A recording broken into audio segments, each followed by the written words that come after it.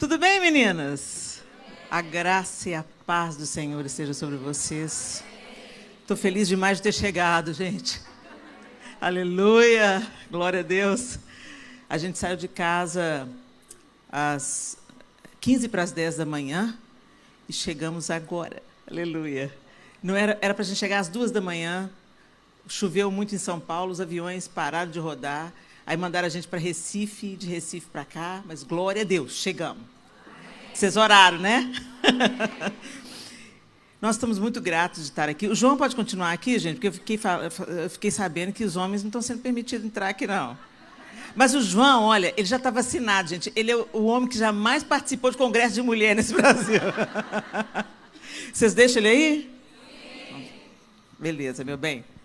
Muito bem, então agora vamos para a melhor parte. Vamos nos assentar aos pés do Senhor. Vocês já estão, eu sei que Deus já está falando, já está abençoando vocês. O pouquinho que eu sentei ali, eu já fui abençoada. Oh, glória a Deus. A palavra do Senhor é poderosa, né? É tudo sobre Ele.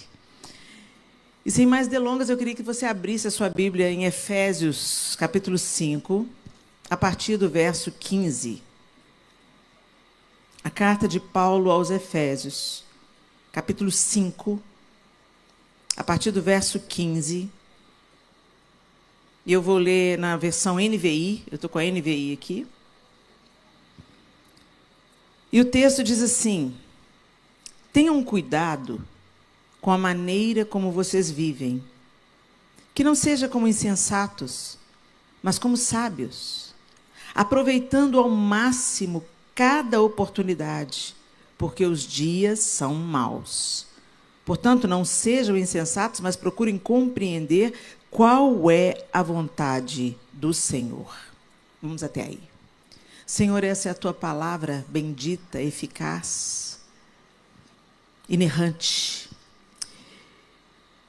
E nós pedimos ao Senhor que o Senhor abra os nossos olhos e os nossos ouvidos para que a gente receba as porções que o Senhor tem para cada uma de nós, através da tua palavra. Deus, em nome de Jesus, que nós não sejamos apenas ouvintes, mas praticantes daquilo que o Senhor nos ensina, em nome de Jesus. Amém. Em outra tradução, gente, o apóstolo Paulo diz assim: vede prudentemente como andais, remindo o tempo, porque os dias são maus. Remindo o tempo. É tão interessante que o apóstolo Paulo escreve essa carta para a igreja em Éfeso. Éfeso era uma cidade muito bem sucedida, entre aspas, né? Muito bem sucedida, muito rica. Ela era uma das maravilhas do mundo antigo. Tinha mais de 300 mil habitantes. Na cidade de Éfeso estava o templo da deusa Artemis, ou Diana dos Efésios. Então, era uma cidade extremamente idólatra. O templo de Diana era maior do que o Partenon, que está até hoje lá em Atenas. E ele era todo feito de mármore e ouro. Era uma das maravilhas do mundo antigo. Então, várias pessoas iam até lá para cultuar a Diana dos Efésios. Então, a cidade recebia muitas caravanas. Também era uma cidade muito envolvida com ocultismo, feitiçaria. Então, havia vários magos na cidade, com livros de magia, que faziam magia de fato. Também era uma cidade portuária, e a gente sabe muito bem o que costuma acontecer nas cidades portuárias, né? Gente transitando para todo lado e gente de toda qualidade. E era uma cidade, então, totalmente divorciada de Deus, e quando não conheciam a verdade do Evangelho, gentios, o apóstolo Paulo chega em Éfeso. E ele encontra ali 12 rapazes, 12 moços, dispostos a aprender o Evangelho, a divulgar o Evangelho. E eles começam a fazer um trabalho tão maravilhoso na cidade de Éfeso, que Éfeso quase que se torna o que alguns chamam de a Jerusalém da Ásia.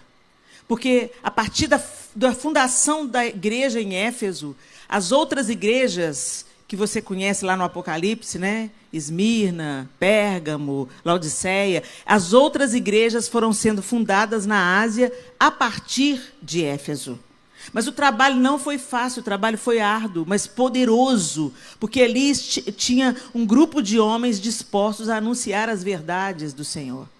E o resultado do trabalho de Paulo e desses 12 moços, está descrito depois em Atos 19, vocês podem ler depois Atos 19, para vocês entenderem melhor essa história,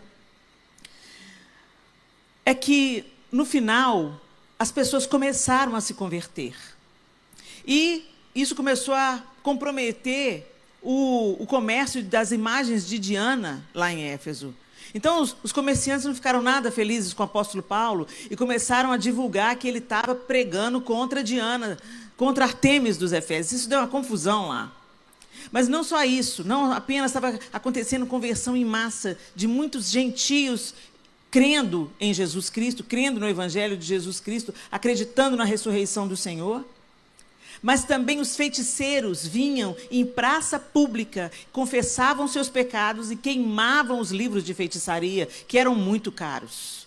Então, realmente, Deus estava fazendo uma obra poderosa em Éfeso. E assim nasce a igreja em Éfeso. Vale a pena a gente falar para vocês, gente, que quando fala em igreja, não era parede, não eram templos, né? Depois, muito posteriormente, é que os templos foram construídos. Quando Jesus, por exemplo, através das visões que ele deu a João no Apocalipse, manda as cartas para as igrejas, elas ainda não tinham templos. Elas eram o grupo de cristãos que se reuniam naquela cidade. Normalmente, eles se reuniam de casa em casa.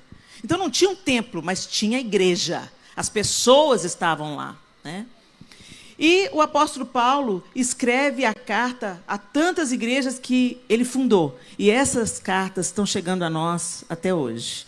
É tão lindo, porque, gente, eu tenho certeza que o apóstolo Paulo não tinha noção de que 2000 anos depois, as mesmas cartas iam ser usadas para instruir a igreja no mundo, né? Então, é muito lindo quando a gente lê a carta aos Efésios, e aqui ele está falando aos Efésios, mas parece tão perto da gente, né? Remindo o tempo, porque os dias são maus. Então, você pensa que o dia é mau só agora? Que os tempos estão difíceis só agora? Não, gente, os tempos já são difíceis há muito tempo, né? E a gente vive esses ciclos históricos e esse pêndulo histórico, mas acontece que Satanás não parou de trabalhar. Bendito seja Deus, o Senhor também não. E o Senhor está nos chamando a sua igreja, como ele estava ali através das cartas do apóstolo Paulo, chamando a igreja em Éfeso para uma realidade de uma vida aos pés do Senhor. Então ele está falando para essa igreja: olha, presta atenção na maneira como vocês vivem. Tenham cuidado com a maneira como vocês vivem. Que não seja como insensatos, mas como sábios, aproveitando ao máximo cada oportunidade ou remindo o tempo, porquanto os dias são maus. Remindo o tempo. O que é remir? Segundo o dicionário da língua portuguesa, remir é libertar do cativeiro, pagando resgate, indenizar, compensar, libertar de um castigo ou de uma situação de inferioridade, salvar, resgatar. Isso é remir. Resgatem o tempo, salvem o tempo. O que o apóstolo Paulo está querendo dizer com isso? Como é que você está vivendo os seus dias, minha querida? Porque a maneira como a gente vive o nosso dia é a maneira como a gente vive a vida. A gente não para pensar nisso. A maneira como a gente passa os nossos dias é a maneira como a gente vive a vida. Como é que são os seus dias? Em que você está gastando o seu tempo? A gente está aí ouvindo uma música muito famosa, né? É Ele, por Ele que eu estou gastando a minha vida. Os crentes são famosos por não contar mentiras, mas cantar mentiras. Tem muita gente que não pode cantar essa música. Na hora de cantar, fica caladinho. Não estou falando do autor, não. Se o autor fez isso, eu quero crer que ele está vivendo isso. Mas será que nós estamos gastando a nossa vida por amor de Cristo em obediência e submissão absoluta a Ele? E para responder essa pergunta, você precisa de fazer uma análise aí no seu lugar, porque eu não conheço você, só você sabe da sua vida. Como você vive o seu dia a dia? A maior parte da sua semana, nos seus dias ordinários. Estou falando de dias especiais, festivos ou domingo. Como é que você vive de segunda a sábado? Você está gastando a vida para Deus mesmo? Tempo. Sejam cuidadosos, remindo o tempo. Gente, um dos grandes desperdícios da humanidade tem sido exatamente não aproveitar bem a preciosidade que é o tempo. Se você chegar para um bilionário de 90 anos e perguntar para ele assim, abre mão de toda a fortuna que você construiu e volte a ter 25 anos. Vocês acham que ele topava ou não? Topava? Eu toparia. Porque não tem nada mais caro, mais precioso do que tempo. Porque tempo é o que constitui vida. A vida é feita de tempo. Por isso que eu perguntei para vocês, como é que vocês estão vivendo o dia a dia? Porque a maneira como a gente gasta a vida no dia a dia é a maneira que a gente vive. A gente já gasta um tempo significativo dormindo, porque precisamos dormir, o nosso corpo precisa dormir, até para o nosso cérebro se renovar. Já tem evidências de pessoas que têm problema com o sono, e isso provoca uma demência precoce. Tão importante, necessário é o sono. Então, se você tem uma vida saudável, você dorme pelo menos 8 horas por dia. Num dia de 24 horas, te sobra 16. 16 horas. O que você está fazendo com essas 16 horas, minha linda? Vamos supor que o seu banco, lá onde você tem uma conta, telefonasse para você e falasse, olha, você acabou de ser sorteado aqui no banco. Você vai ter uma conta, um depósito vitalício por mês. Você vai ter um depósito vitalício, ou seja, para o resto da vida, de um salário mínimo, de R$ 1.400. Para o resto da sua vida, o banco vai depositar na sua conta, todo mês, R$ 1.400.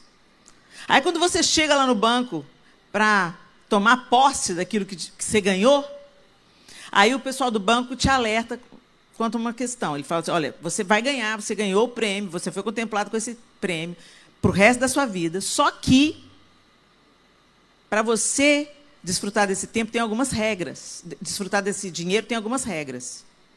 Quais são as regras? A regra é que você não pode acumular de um mês para o outro. Então, você tem que, todo mês, gastar esses R$ 1.400.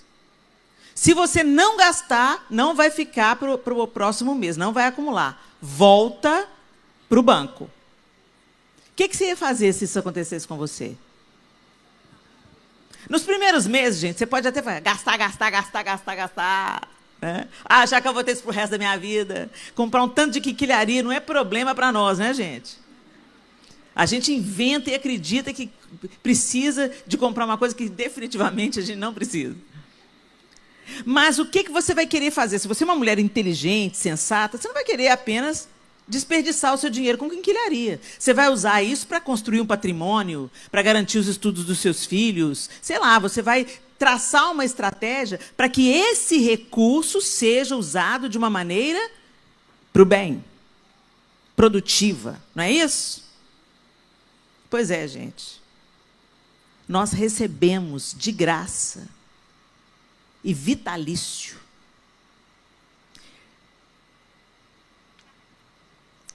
24 horas por dia para o resto da nossa vida.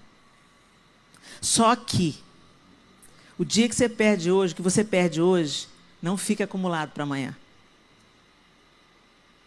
O que você perdeu esse mês não vai voltar mais. Você não vai ter outra chance. As horas que você perdeu, foi. É exatamente isso que nós recebemos de Deus. Tempo. E a gente tem gastado com coisas inúteis e vãs. Nós não estamos remindo o tempo. Nós não estamos vivendo a vida, gastando a vida por amor a Cristo.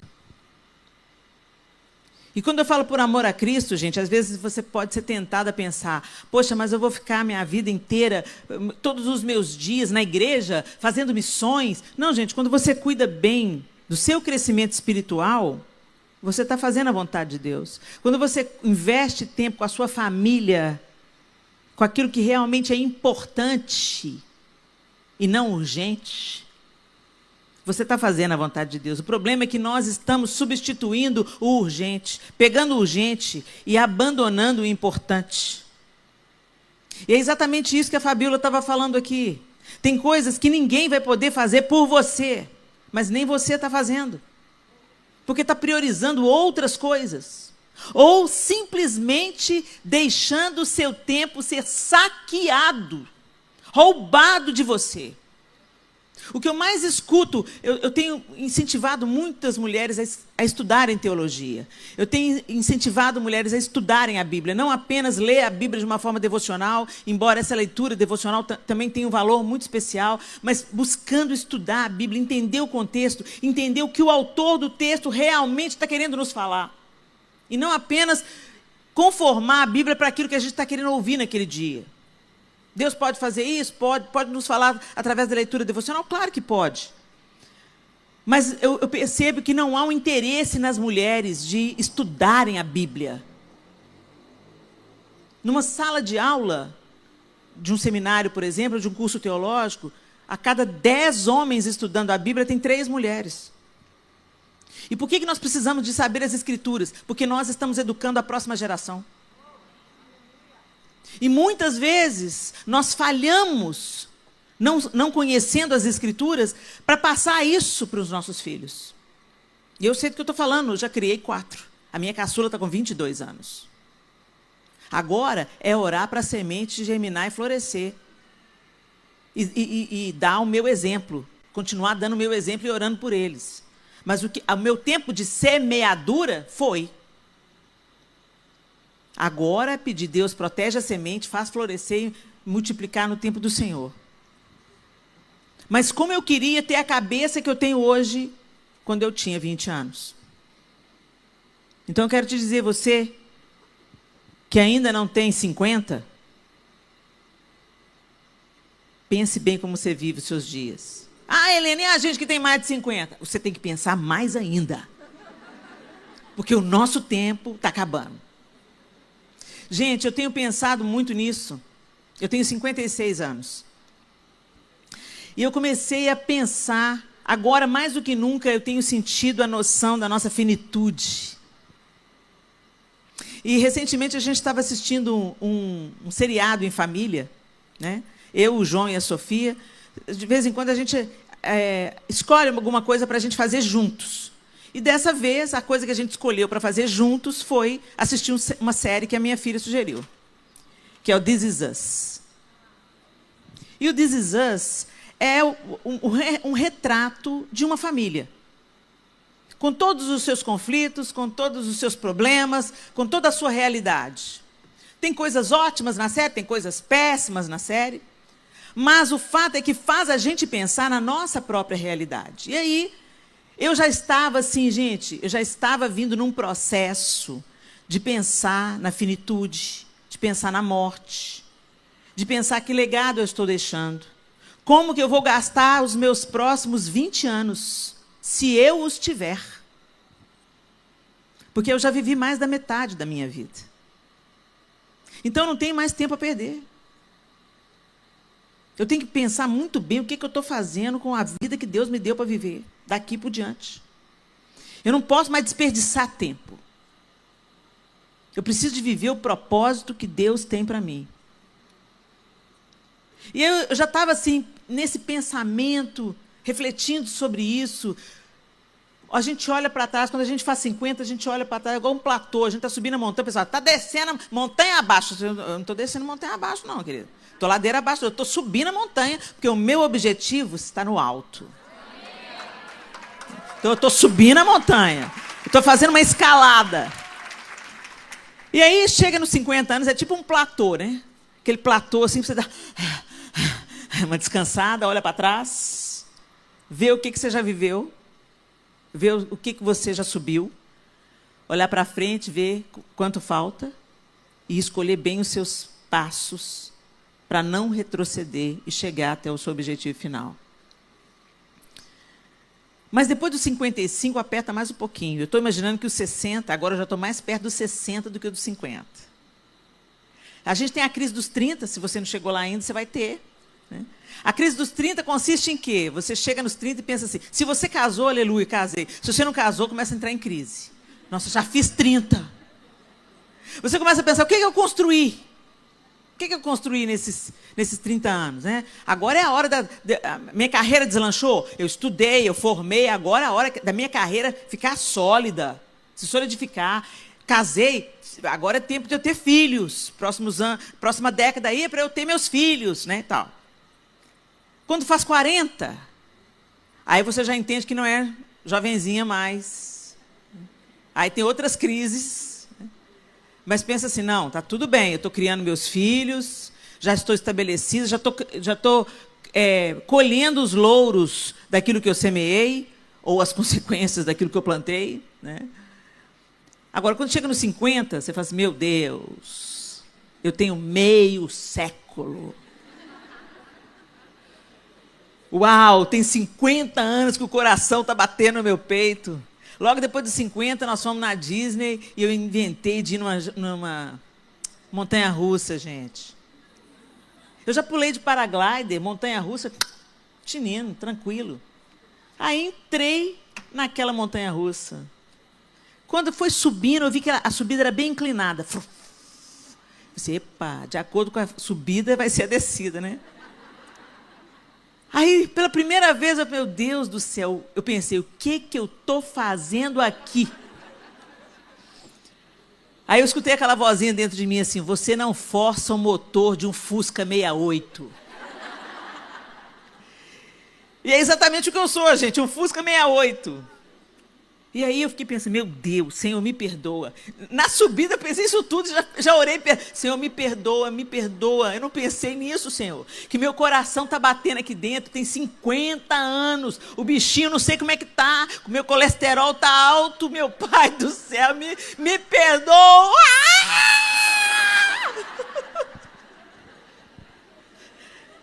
Gente, eu não conseguia abrir o olho. E eu falando assim, acaba. Quando eu resolvi abrir o olho, o carrinho fez assim, e a água estava aqui, ó. Eu falei assim, onde que eu tô com a cabeça? Foi a primeira vez que eu convenci o João a ir numa montanha-russa comigo. Eu só ouvi ele falando assim, meu Deus, matei meu marido. Senhor, tem misericórdia, Senhor. E aí, quando nós saímos, a gente estava com uma amiga no carrinho que levou a gente, ela falou assim, pelo amor de Deus, vocês nem gritaram. Eu virei para ela e comecei a rir, de nervoso.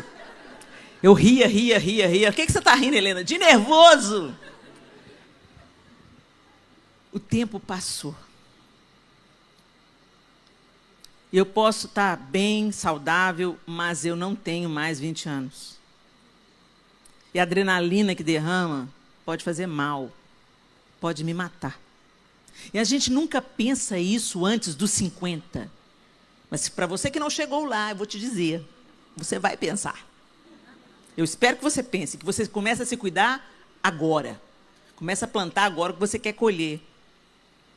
E aí, quando a gente lida com o tempo, a gente vê como a gente precisa de fazer escolhas com aquilo que a gente está construindo, com o tempo que nós recebemos graciosamente de Deus. Por que o apóstolo Paulo está falando para os Efésios? remindo o tempo, resgata o tempo, porque os dias são maus. Presta atenção como vocês estão vivendo a vida. Presta atenção como você está passando o seu tempo. Você fala que não tem tempo de ler a Bíblia, mas você fica 50 minutos. Você entra para postar alguma coisa na rede social, rola o feed, e quando você pensa que não, 3 minutos viraram 1 hora. E você nem viu. Tem mães, experiências terríveis, histórias terríveis que a gente já começa a perceber. Elas não perceberam, o filho se afogou. E elas estavam no Facebook. Porque quando você mergulha aqui, você perde a noção do tempo.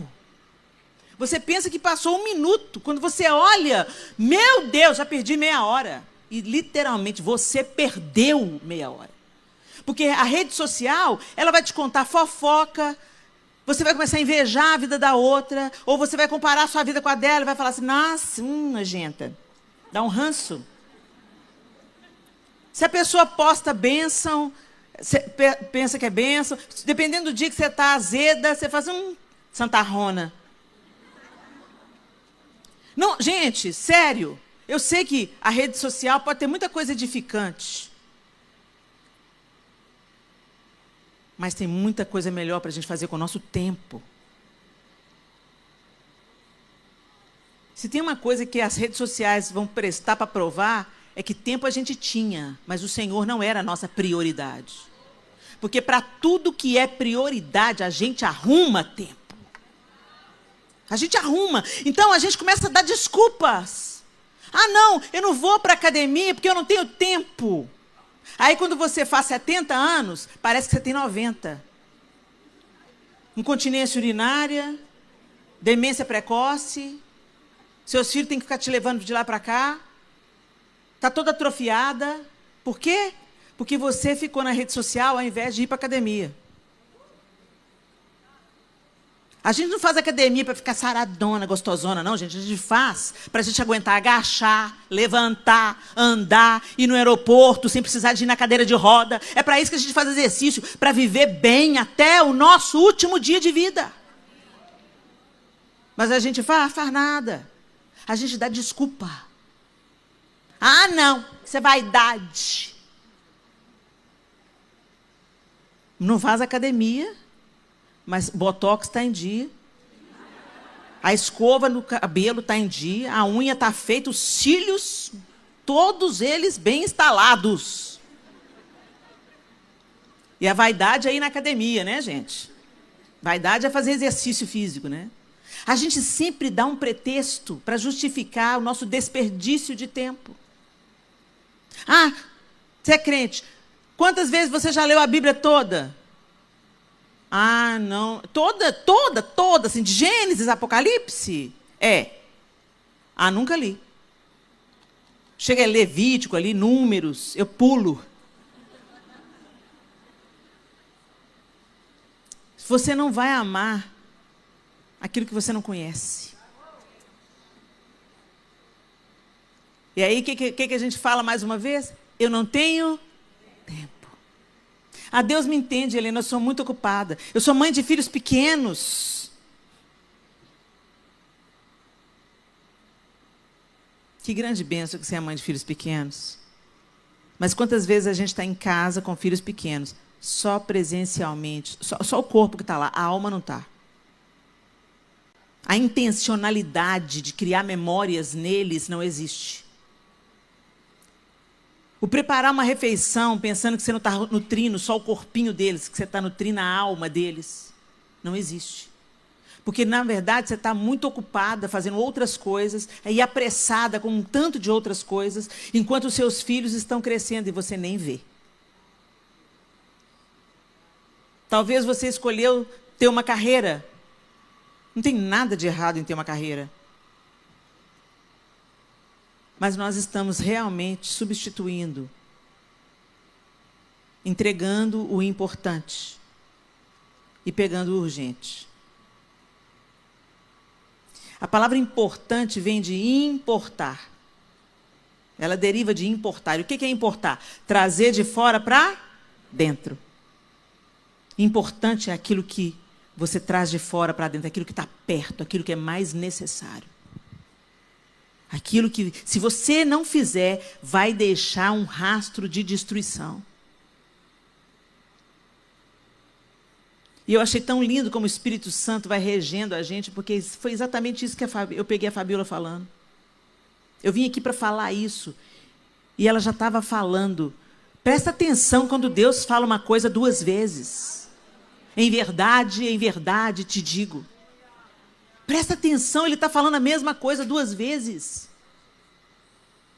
Nós estamos desperdiçando a nossa vida na frente da televisão, nas redes sociais, nas conversas que não edificam, procrastinando as nossas tarefas, terceirizando a criação dos filhos, não sendo intencional naquilo que a gente quer fazer, não organizando a nossa vida. Nós falamos aqui dando o exemplo do dinheiro. Se você vai ganhar um dinheiro, você vai planejar o que você vai fazer com ele. Você planeja o seu tempo?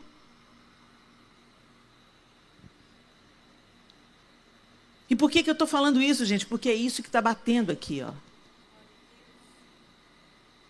Em que eu estou gastando o meu tempo? Como eu estou gastando a minha vida? Que legado eu estou deixando para os meus filhos? Que perfume eu estou deixando impregnado no meu marido? E o que eu tenho entregado àquele que eu digo que é o dono da minha vida? A gente chama o Senhor de Senhor. Mas Ele é? Quando nós temos um Senhor, nós somos escravos, servos. Nós nos submetemos totalmente ao que o Senhor quer, ao que o Senhor manda. Mas, na verdade, gente, o que está governando os nossos dias é a nossa própria vontade, ou a procrastinação, ou a preguiça. A gente vai passando para amanhã.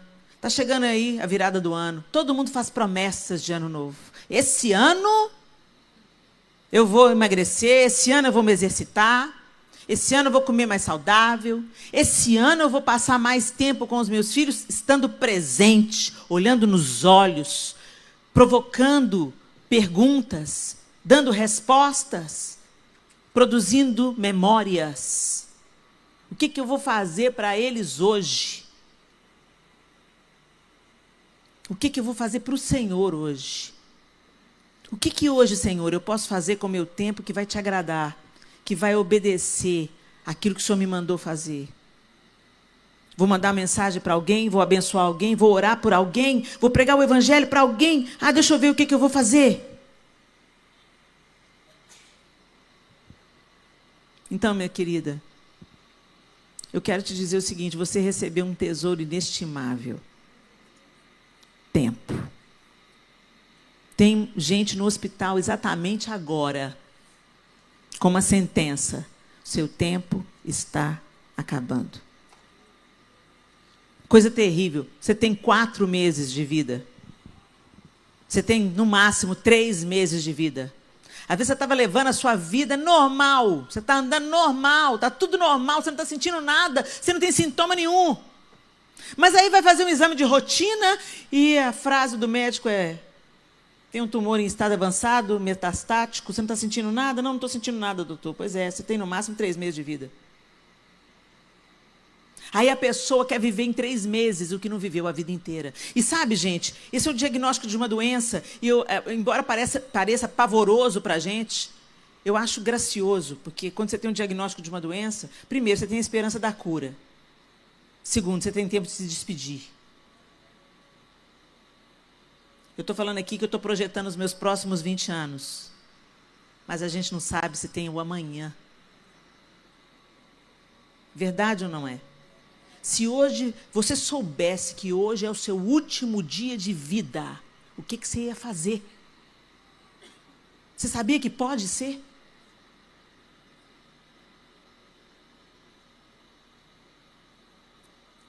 A gente faz assim, ó. desperdiça o nosso tempo. Você não queima dinheiro, mas você queima o seu tempo. E quando você perde dinheiro, você só perde dinheiro. Mas quando você perde tempo, você perde a sua vida. Sério isso, né, gente? Então, por que a gente trata o que Deus nos deu com leviandade? Ou com engano, né? O equívoco. Porque o diabo, gente, sabe como põe a mesa para nos atrair. E a palavra de Deus diz que nós somos tentadas segundo a cobiça do nosso próprio coração. O peixe olha para a isca e acha, uau, comida. Mas é morte. É ele que vai virar comida. E é exatamente isso que Satanás faz conosco. Põe uma boa isca. E aí você acha legal. E você acha que você tem que estudar isso e aquilo, e saber disso, de entender de moda, e fazer um curso de coaching, e isso e aquilo. Não tem problema nenhum isso não, gente. Mas primeiro o importante. Depois o urgente, ou seja lá o que for. Depois o que esperam de nós. Primeiro o que Deus espera de nós. Depois os que os outros esperam de nós. Mas a gente inverteu a polaridade. E a gente literalmente está perdendo tempo, desperdiçando tempo, derramando tempo. E aí a gente canta. Por ele que eu estou gastando a minha vida. Tá não. Você está gastando a vida por você mesmo. E às vezes nem por você. Nem por você está gastando a vida.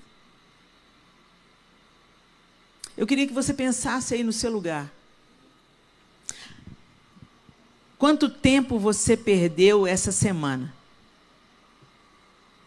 Não é para te trazer culpa, incômodo, não é nada disso. É uma análise honesta, que só você pode fazer, que eu não conheço o seu dia a dia. A gente gasta tempo quando a gente está esperando, por exemplo, o médico nos atender. Quanto tempo a gente gasta, às vezes, na antessala do ginecologista, do dentista? Às vezes marca uma hora, a gente não pode atrasar, eles podem. Quanto tempo você fica esperando na sala? O que é remir o tempo? Leva um livro. Já sabe que vai esperar? Então, use esse tempo para algo útil. Use esse tempo para algo que vai te edificar. Quanto tempo você gastou na internet? Depende do que você estava fazendo. Se você gastou, se você investiu. Se você gastou, você ficou vendo a vida alheia, fofoca, novidade, clicando em sites sensacionalistas e maledicentes, alimentando a sua carne, ficando desanimada com as notícias. Ou você pode assistir um podcast que vai te edificar. Se inscrever num curso teológico e aproveitar o tempo que você está lá no consultório para assistir uma aula. A gente tem as ferramentas, mas usa errado. A faca corta legumes, mas também pode matar uma pessoa.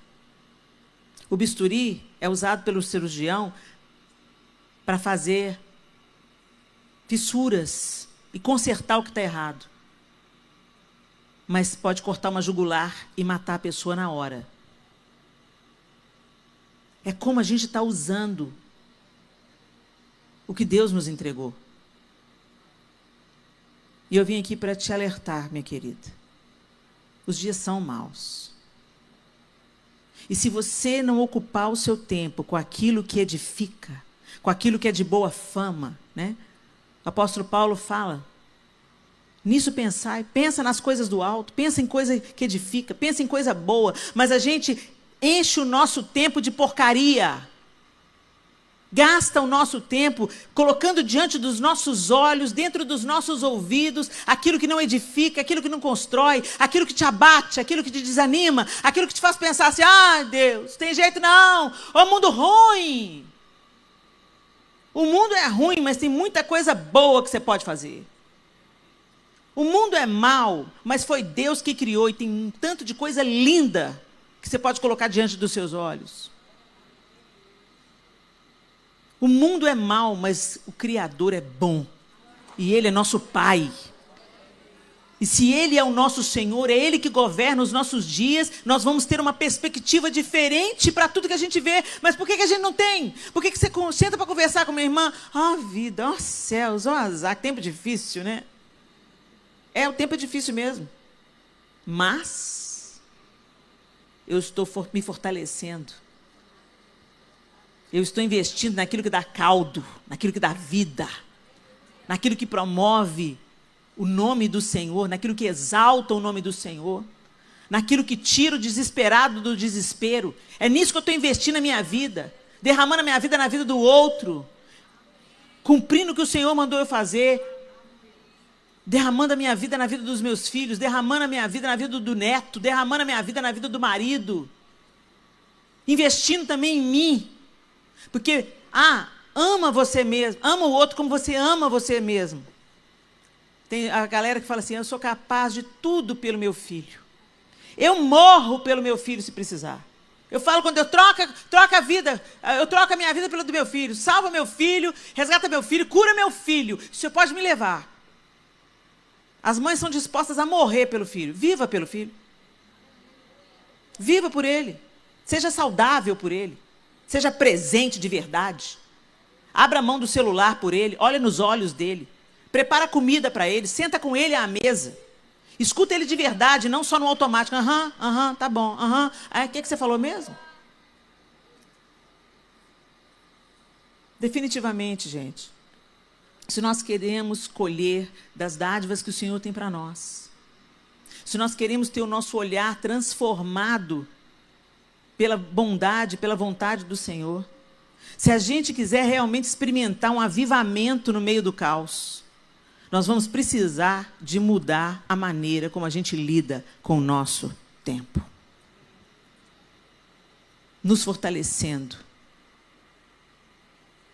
orando, jejuando, estudando as Escrituras Sagradas, separando tempo para conversar com aquelas amigas que te edificam, ao invés de sentar com aquelas que só senta para falar mal dos outros.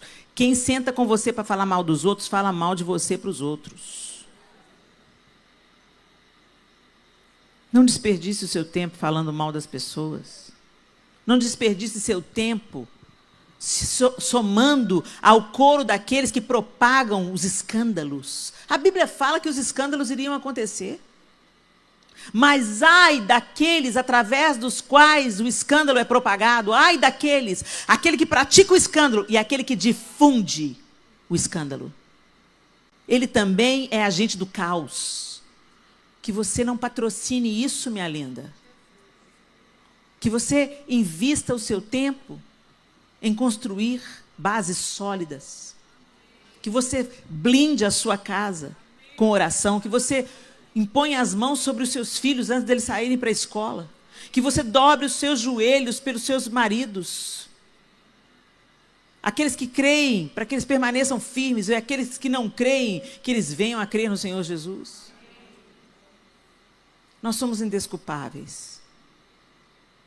Nós não podemos falar que nós não temos tempo. Nós temos tempo. 1.440 minutos por dia. 1.440.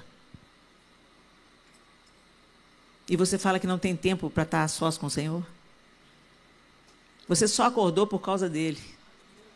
E você só vai dormir de novo porque ele te permitiu viver esse dia. Como é que nós estamos gastando a nossa vida? No Salmo 90, o salmista diz: ensina-nos a contar os nossos dias, para que o nosso coração alcance sabedoria. A NVT diz assim: ajuda-nos a entender como a vida é breve. É isso que quer dizer, ensina-nos a contar os nossos dias. Numa tradução mais próxima da gente, ajuda-nos a entender como a vida é breve, para que vivamos com sabedoria. Está na Bíblia, gente. Se o apóstolo Paulo falou para a igreja em Éfeso, cercada de impiedade e de desafios, ele também está falando para a gente, que também estamos cercadas de impiedade e de desafios. Resgata o tempo. Vamos remir o tempo. Vamos pensar com mais carinho onde a gente está derramando a nossa vida. Porque, de fato, como você vive os seus dias, é como você está vivendo a sua vida. E o que você perde, não tem jeito de recuperar. Feche os seus olhos.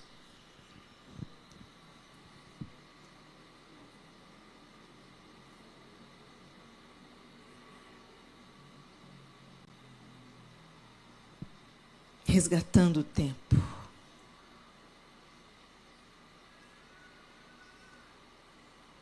Porque os dias são maus.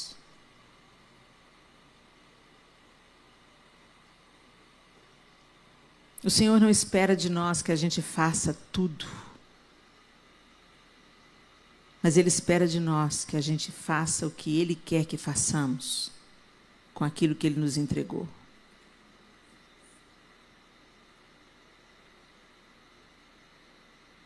Quantas pessoas dariam tudo para ter mais um dia, mais uma chance, mais uma oportunidade? O que eu vejo as pessoas mais lamentando em velórios é: por que eu não passei mais tempo junto? Por que eu não abracei mais, beijei mais e declarei mais o meu amor? Porque certamente estava desperdiçando tempo com um tanto de bobagens que não acrescentam nada. E a gente ainda dá desculpa. Vamos parar de dar desculpas para aquilo que nós estamos fazendo com os nossos dias e vamos assumir uma autorresponsabilidade com aquilo que recebemos tão graciosa e bondosamente das mãos do Senhor todas as manhãs. Todas as manhãs o Senhor te entrega uma página em branco para você escrever uma história. E muitas vezes nós rabiscamos. Amassamos o papel, fazemos aviãozinho, mas não escrevemos a história que precisa ser escrita. Não contamos a outros aquilo que nos alcançou e nos transformou.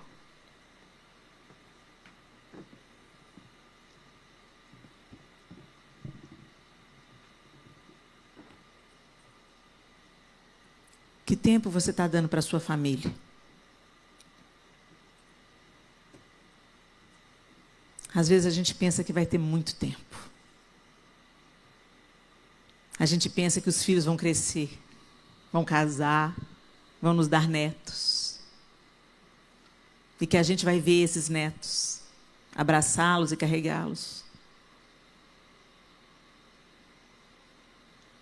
Quantas amigas minhas não tiveram esse privilégio? Nem de assistir ao casamento dos filhos. Sonhou como eu sonhei. O Senhor sabe quantos dias temos. Nós não. Mas nós precisamos de viver bem o que temos hoje. Hoje. Declare o amor hoje. Construa memórias hoje. Perdoe hoje. Ore hoje. Leia a Bíblia hoje. Cuide bem do seu corpo hoje. Faça escolhas inteligentes para o seu prato hoje. Construa hoje o que você quer colher amanhã. Plante hoje o que você quer colher amanhã, porque, na verdade, nós não sabemos se colheremos. Mas se nós não colhermos, certamente, essas sementes vão beneficiar alguém que vem depois de nós. E nós estaremos diante do Senhor para prestar contas do que fizemos, com toda a bondade, graça e amor que recebemos, todos os dias. Você tem saúde? Você tem tempo? Derrame aos pés do Senhor. Consagre ao Senhor. E diga não para aquilo que está drenando os seus dias, fazendo você desperdiçar o seu tempo. Ah, Senhor, eu quero viver muito ainda. Eu gostaria de ver minhas filhas se casando. Eu gostaria de ver mais netos nascendo. Eu gostaria de ver a igreja marchando forte, num grande avivamento que precederá a tua vinda. Eu quero ver, Senhor, enfermos sendo curados, os perdidos sendo encontrados. Quero ver minha filha mais velha prostrada aos teus pés. Eu quero tantas coisas, Senhor. Mas eu quero semear. Me perdoe, nos perdoe, por tanto tempo que desperdiçamos, com coisas vãs, fúteis, vazias, efêmeras, passageiras.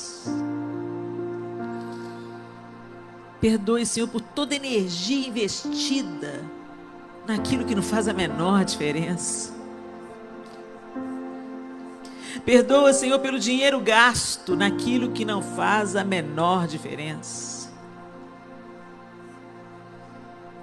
Perdoa, Senhor, por dar o melhor para o nosso trabalho, para a empresa, para os patrões, e dar os restos para aquelas pessoas que o Senhor nos entregou pessoalmente.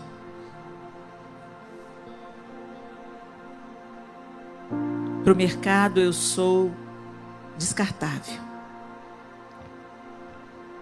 mas para minha família eu sou importante. Até no ministério, Senhor,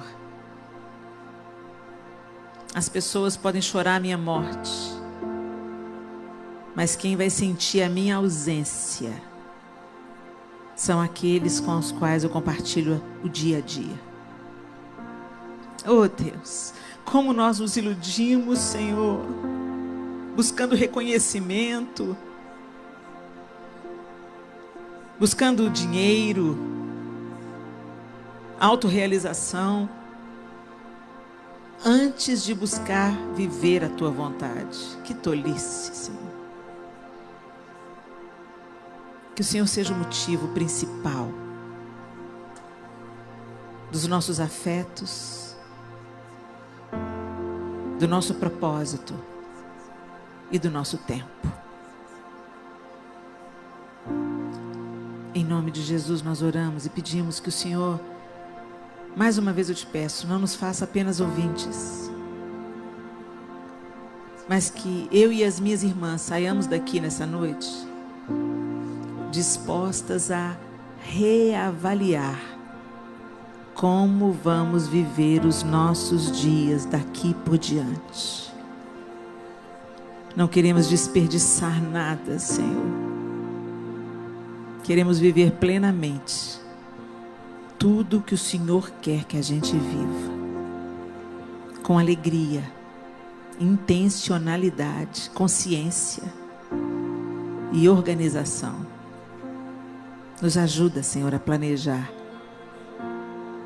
Nos ajuda a sermos fiéis àquilo que decidirmos fazer, àquilo que nos propormos a fazer.